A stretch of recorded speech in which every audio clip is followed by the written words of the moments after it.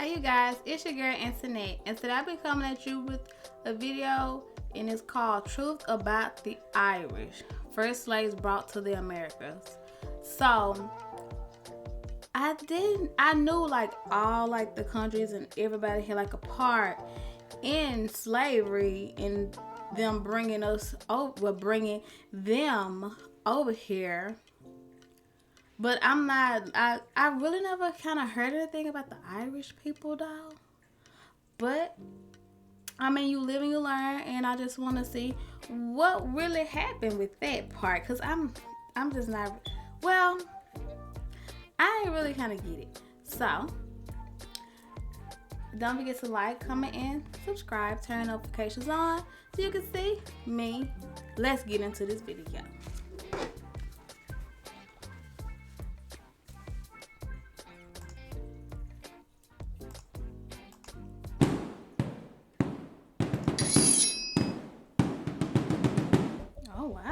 There has been an ongoing debate as to whether the Irish were the first slaves in the Americas, predating the first black African slaves by almost a decade. Slavery is perhaps one of the oldest profit-making endeavors in human history, and the Irish were a special target for 1,000 years. Throughout history, the Irish were persecuted by one faction or another, to include enslavement and indentured servitude. Okay. Now, I knew the Irish people did have it kind of bad. I did know that, but I didn't know which way they was kind of going with it. Okay, now I see where they're going with it. Like, that they were, like, the first people to, like, be enslaved. Like, they had, like, a lot of, you know, people looking down on them. And I think people kind of still are looking down on them. Like, I was trying to judge them, call them all of them drunks and stuff like that. I mean,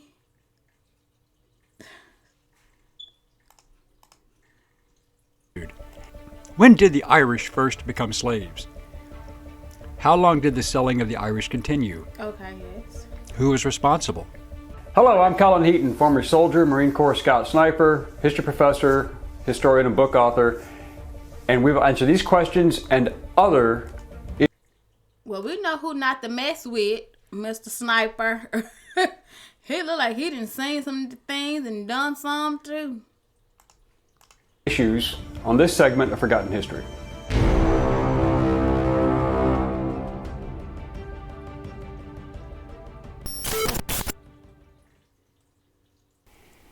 Some groups deny the Irish slavery under English and later British rule, claiming that this was nothing more than voluntary indentured servitude, which did exist. However, there are counter-arguments that will be challenged here. There is a legitimate dispute as to the numbers enslaved, especially during the 17th century before the Act of Union in 1707.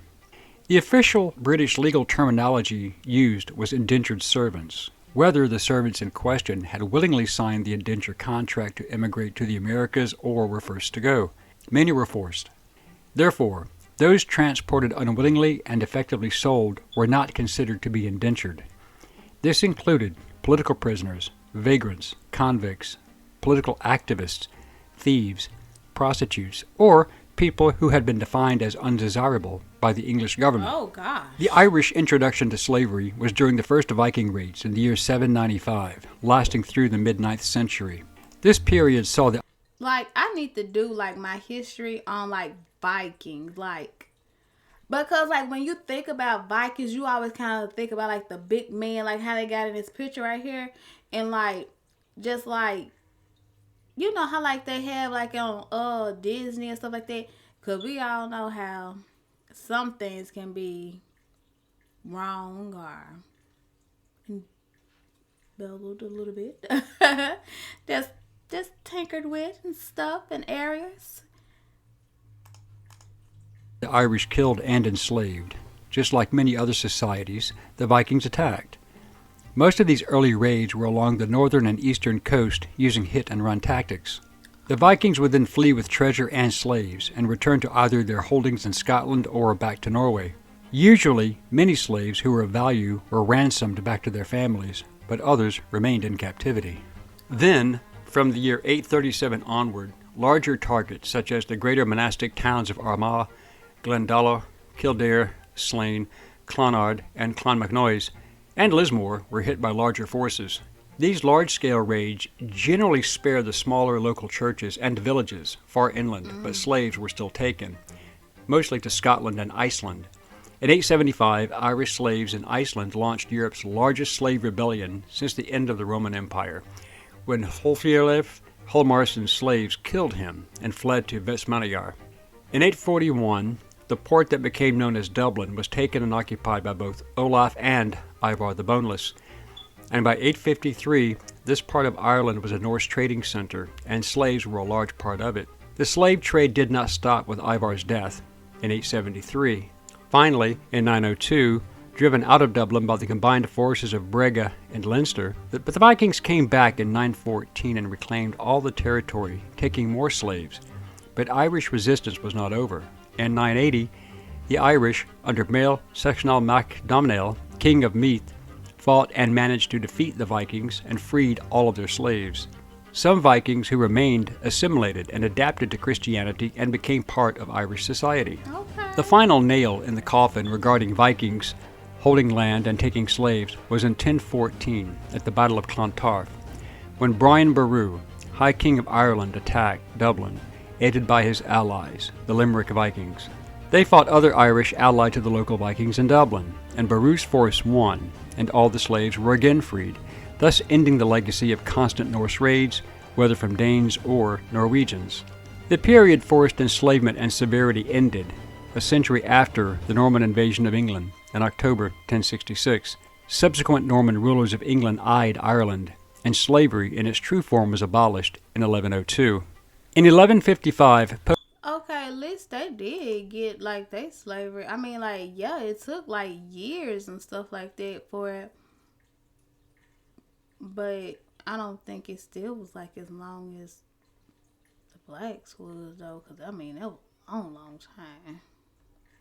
But at least like a king did like start a war. It kind of like how he did with the other people, like with the revolution, with like the with the war and stuff like that, like to try to help stop slavery and stuff like that on our side, like on for black people and stuff like that. Then Lincoln, but then also I see they did some of the same. Well, they did the tactics first. They did the wars and stuff like that first to stop their slavery.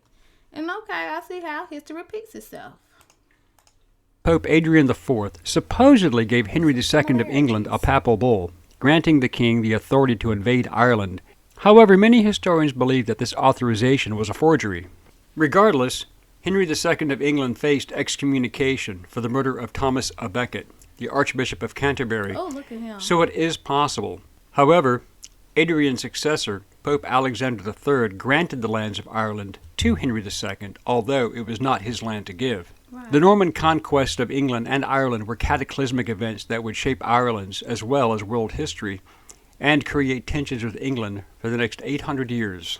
The Normans were initially invited to Ireland by Dermot MacMurrough, the deposed king of Leinster. He is sometimes referred to as Dermot of the Foreigners, and his grandmother was the granddaughter of Brian Boru.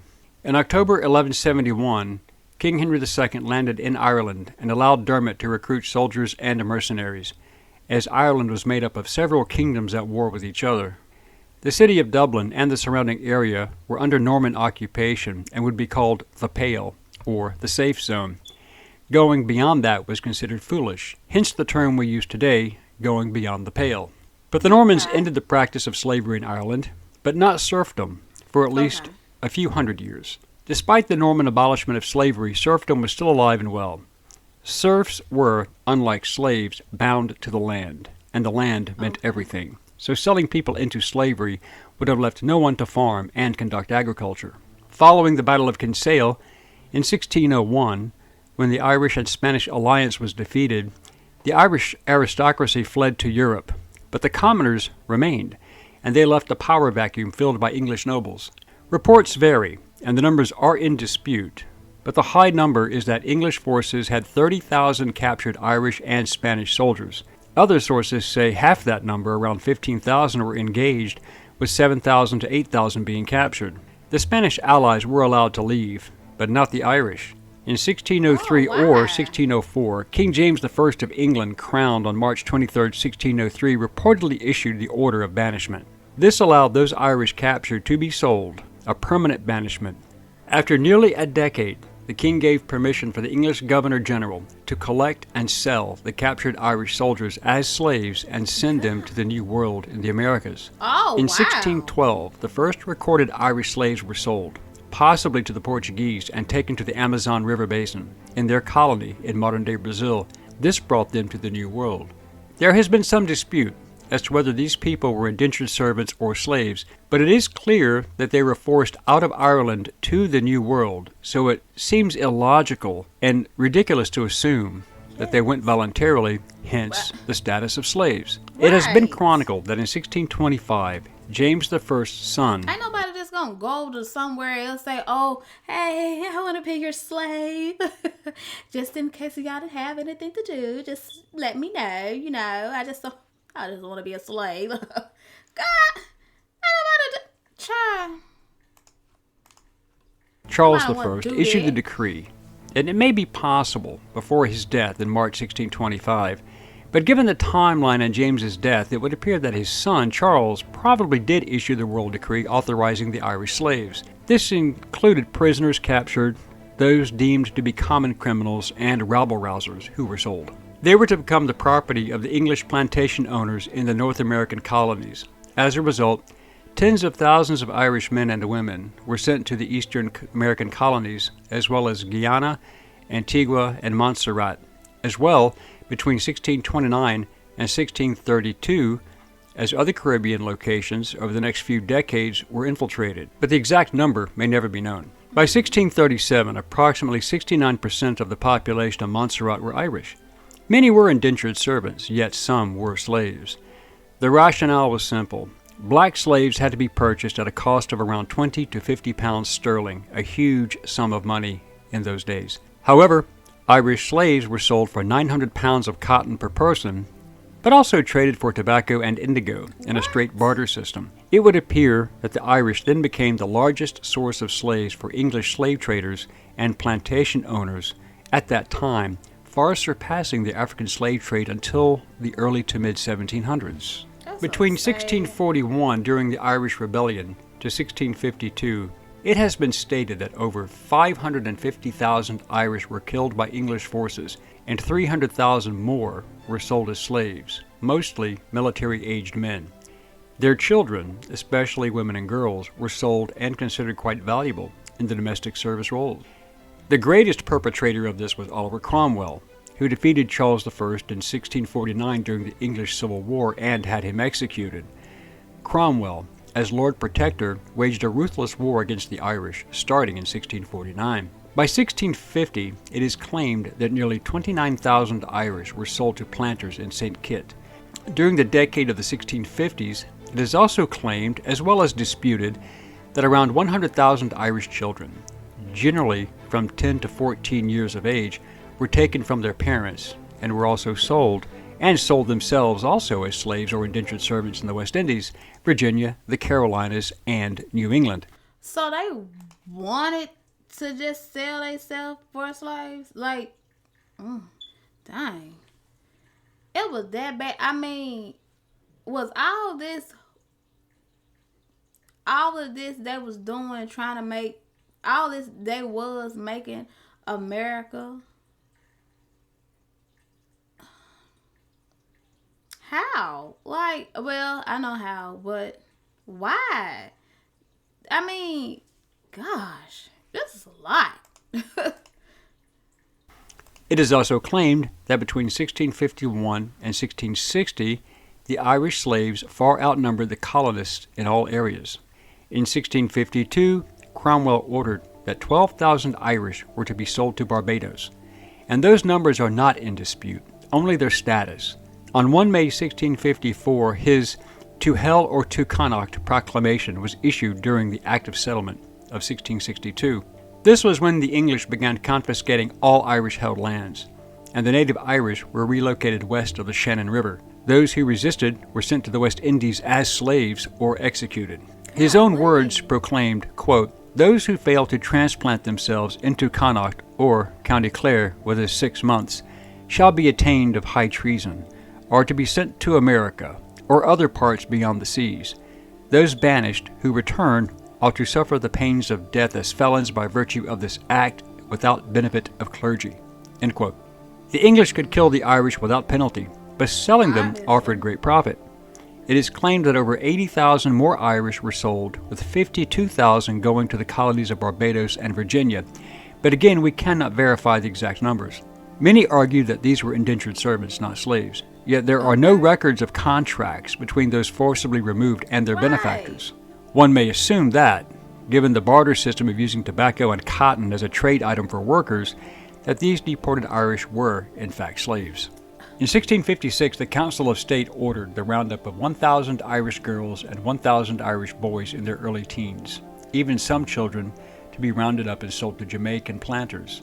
These numbers are in dispute, but do seem reasonable, as these would be children whose parents were already deported. Part of this order was an edict passed on October 2nd, 1665, which stated, quote, "Upon report of Committee for America concerning proposals for transporting persons from Long Island to Jamaica, to confer with the Committee for Jamaica." End quote. The persons were Irish, and no indentured servant would be released to go to Jamaica. These had to be forcibly exported Irish, who were already present in New York.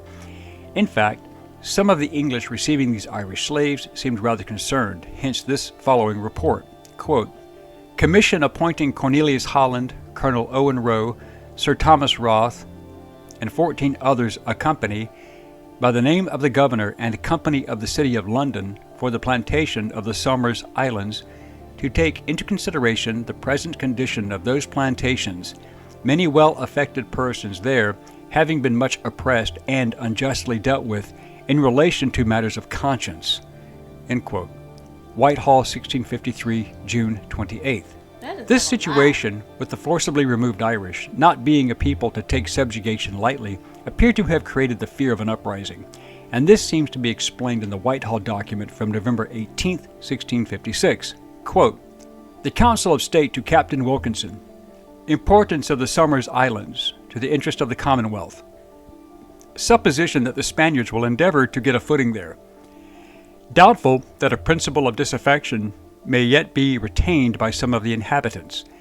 He is encouraged to attend to his duties as commander of the fort, to keep a vigilant eye upon the malignant and discontented party, that they may have the less opportunity to prejudice the island's safety, and to use his best endeavors to secure the interest of the Commonwealth." End quote. This referred to the Irish population that must have been slaves, and they feared an uprising. No reason to worry about indentured servants.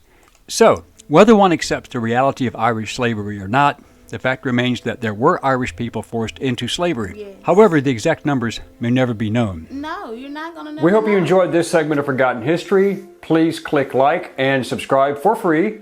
And please stay tuned and be engaged and informed. Send us comments if you have questions or even show ideas, and we will respond to all requests and comments as soon as we can. Thank you. Now, some of that, I just think, I'm like, why in the world are they going to try to tell people that these people just... Now, I can kind of understand, like, if they didn't have, like, nowhere else to go, like, they would just... Okay, you guys, tell me what y'all thought about that. That was a lot of information. I mean, like, a lot. I mean, like I was saying, like, I know, like, some people, like, they was, like, really down and out and stuff like that, and they just needed somewhere to go. And they was, like, you know how, like, homeless people are? Like, now I feel like not slaves, but, like, more like sharecroppers. I feel like they should do stuff like that for, like, homeless people. At least it would give them something to get the hot sun off of them in the rain. I mean, tell me what ideas you think it should be for, like, homeless people or whatever like that, because I don't know. I was just saying I thought that would be a better idea than sleeping on the ground or whatever like that. But not slave them, though. Like, that is too much. But tell me what you guys think, and I'll catch you guys in the next one. Bye, you guys.